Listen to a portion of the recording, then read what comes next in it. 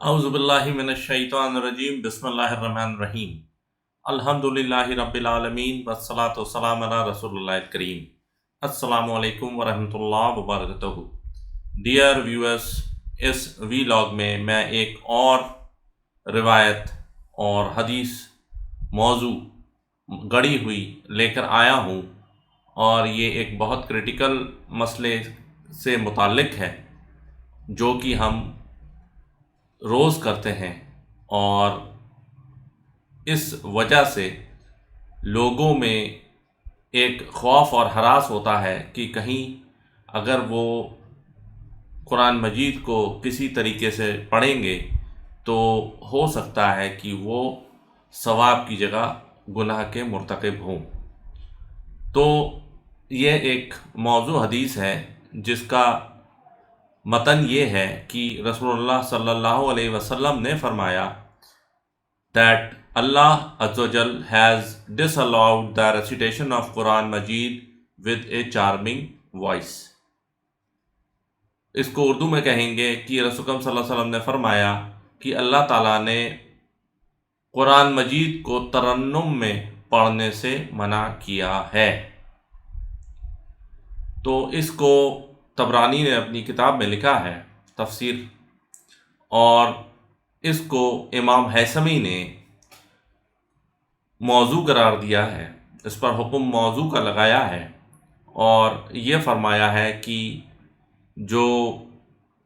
Chain of narrators ہیں، جو ترک ہیں، جو راوی ہیں، ان میں سے ایک جو راوی ہے وہ جھوٹا ہے۔ اب جیسے آپ کو تو معلوم ہے کہ اگر کوئی جھوٹا انسان اگر کسی ترک میں ہو تو اس حدیث کو پورا جو ہے موضوع قرار دیا جاتا ہے یا اس کو ضعیف قرار دیا جاتا ہے۔ تو یہ آپ کو حدیث سائنس میں پتہ چلے گا، اور اگر آپ کا انٹرسٹ ہے، اور ہر مسلمان کا ہونا چاہیے کہ کس طریقے سے حدیث کی کلاسیفیکیشن ہوتی ہے، یہ جو سائنس ہے، یہ حدیث میتھڈولوجی جو ہے، تو یہ بہت بڑی سائنس ہے، اور یہ پرفیکٹ اگزامپل ہے آئیڈیل جرنلزم کا۔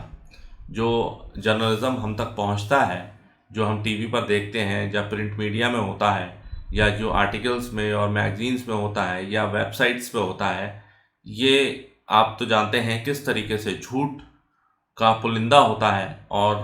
کس طریقے سے جھوٹ کو آگے بڑھایا جاتا ہے۔ جبکہ حدیث کی جو سائنس ہے، حدیث میتھڈولوجی ہے، تو اس میں جھوٹ کو چھنی سے چھان کر محدث سچے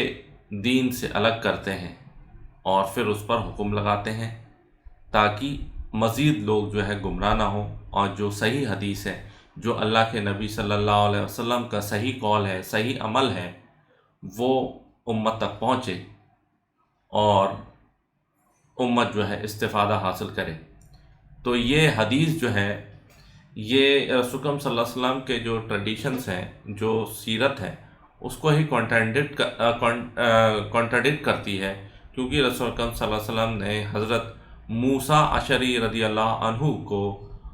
فرمایا، جب آپ ان کی ترنم آواز میں جو ہے وہ قرآن مجید سنتے تھے، تو رسول اکرم صلی اللہ علیہ وسلم اتنا خوش ہوتے تھے اور یہ فرماتے تھے، او ابو موسیٰ، indeed you have been given one of the musical wind instruments of the family of David, that is the ability to recite Quran with a sweet voice۔ تو رسول اکرم صلی اللہ علیہ وسلم اتنے خوش ہوتے تھے اور یہ فرماتے تھے، ان کو تشبیہ دیتے تھے کہ حضرت داؤد علیہ السلام کے گھر والوں کی سے کہ وہ بہت اچھی طریقے سے جو ہے وہ جو سالمز جو پڑھتے تھے، تو اس کو تشبیہ دیتے تھے، اور یہ کہتے تھے کہ تمہیں ایک دم وہی آواز ملی ہے جو داؤد علیہ السلام کے آل کو ملی تھی، جو ان کے گھر والوں کو ملی تھی۔ تو رسول اکرم صلی اللہ علیہ وسلم تو اتنا خوش ہوتے تھے کہ قرآن مجید اتنے اچھے لہجے میں پڑھایا جا رہا ہے، اتنے ترنم سے پڑھایا جا رہا ہے، اور یہ جو موضوع حدیث یہ کہہ رہی ہے۔ اس لیے کبھی بھی کسی بھی رزلٹ پر ارائیو کرنے کے لیے آپ کو نالج ہونا چاہیے قرآن مجید کی آیات کا، اور صحیح حدیث کا، کسی بھی ایک چیز کو لے کر اس پہ لٹکنا نہیں چاہیے، اور ایک ہولسٹک ویو لینا چاہیے کسی بھی ٹاپک کا۔ اور وہی اس میں ہے کہ ایک جگہ تو وہ کہہ رہے ہیں کہ نہیں پڑھنا چاہیے، اور جبکہ دوسری جگہ جو صحیح حدیث ہے اس میں یہ ہے کہ پڑھنا چاہیے، رسول اللہ صلی اللہ علیہ وسلم تعریف کرتے تھے۔ اور ایک مزید اور دوسری حدیث ہے، یہ ساری حدیث جو ہم آپ کو بتا رہے ہیں یہ صحیح بخاری کی ہیں، اور اس میں ابو ہریرہ رضی اللہ عنہ فرماتے ہیں I heard the messenger of Allah sallallahu alaihi wasallam saying, Allah does not listen to anything as he likes to listen to the recitation of the Quran by his prophet who recites it in an attractive, audible, sweet sounding voice. اب یہ رسول صلی اللہ علیہ وسلم کیا فرما رہے ہیں؟ یہ فرما رہے ہیں کہ اللہ تعالیٰ کو سب سے زیادہ پسند کیا ہے کہ جب اس کا رسول، اس کا وقت کا رسول، جب اس کا